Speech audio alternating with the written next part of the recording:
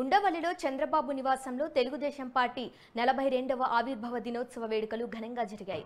చంద్రబాబు సతీమణి భువనేశ్వరి నిజం గెలవాలి టీం ఆధ్వర్యంలో వేడుకలను నిర్వహించారు. ఎన్టీఆర్ విగ్రహానికి భువనేశ్వరి నివాళులు అర్పించారు. భువనేశ్వరి నాయకులతో కలిసి కేక్ కట్ చేశారు. పార్టీ అధికారంలోకి రావాలని పార్టీ నాయకులు, కార్యకర్తలు ఆకాంక్షించారు.